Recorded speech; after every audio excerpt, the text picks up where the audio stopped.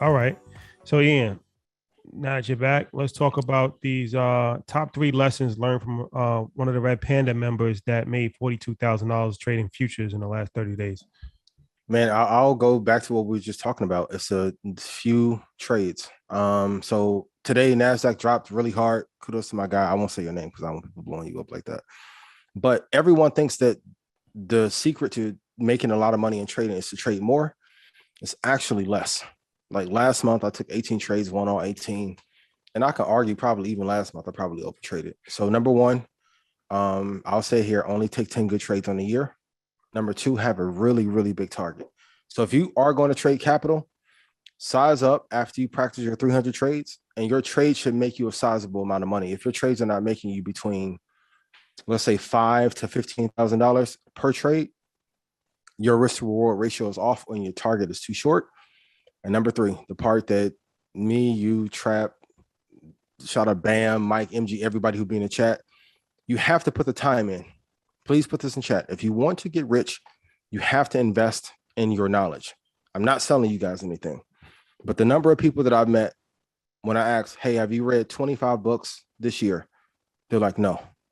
I'm like, if you knew how exhausted we were on a day-to-day basis, you know, Rashad got a migraine from being out in the sun. You probably put up 28,000 jumpers while giving out t-shirts, right? I'm driving to drop Xander off when he's sick, then come back and do the show. Like, I'm telling you, for the one or two of you who are going to listen, your ultimate edge is knowing that everyone you're competing against is lazy as hell.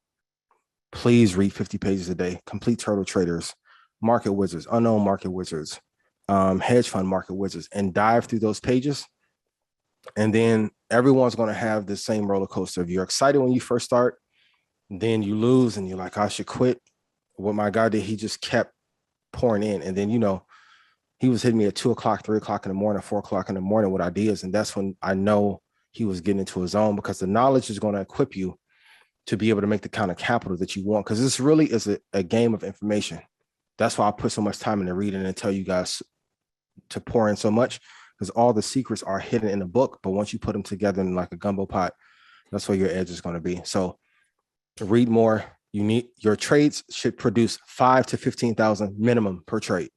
No, you're not going to hit $500 a day. You're not going to do it. No business is that, like Apple does not clear a certain amount of dollars per day every day. They have peaks and valleys, right? And then also too, the last bonus tip I'll get is, like, you need to say the affirmation of how much money you want to make. Everything that we've all done on the show, we set it out verbally, either to ourselves or each other or out on the show, and then push to make it happen. I see a lot of people talking about trading and say they want to be free. And I'm like, what kind of targets do you want to make? And they're like, man, if I get $200 a day, I'll be cool. I'm like, no, you won't.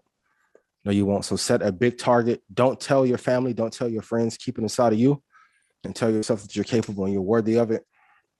And you can make it happen. So I hope to help you guys. But please read more. I'm begging you. Yeah, it's the key. It's you the key. have it. Like Nas said, I invest in education because he wasn't privy.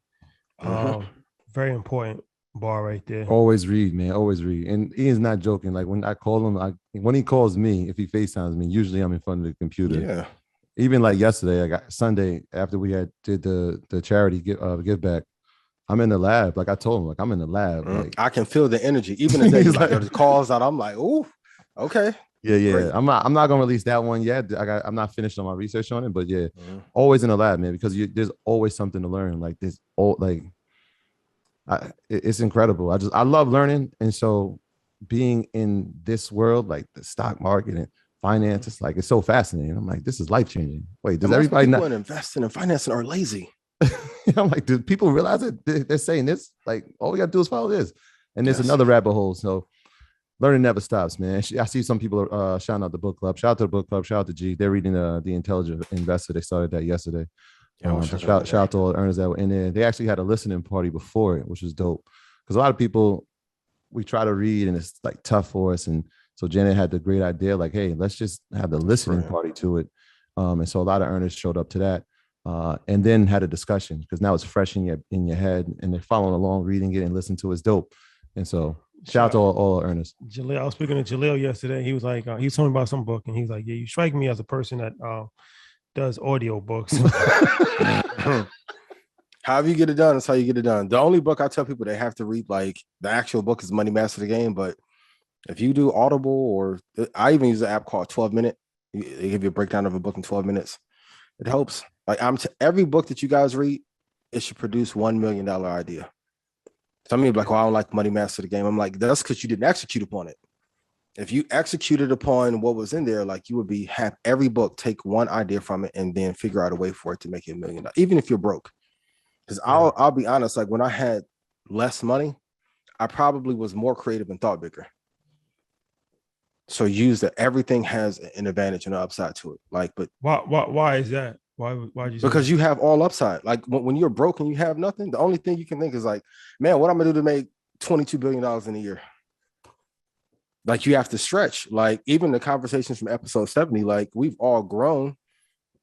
But I remember, we was having some big lofty conversations, and this being the number one show back when we thought Zoom was tripping today. Zoom used to really be bad. So you have to speak those things. And even at InvestFest, me being like, hey, I'm not doing a normal show.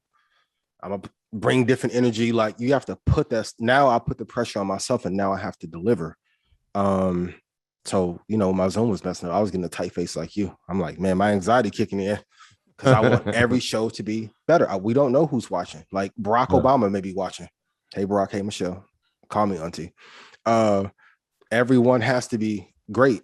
So to put the pressure on yourself, but I think when Damon John has a book, The Power of Broke, when you don't have anything but to dream, that's when all the great ideas. And I can argue, even going back to Drake and Kanye from last week, Kanye's albums were better when he was creating when he was broke.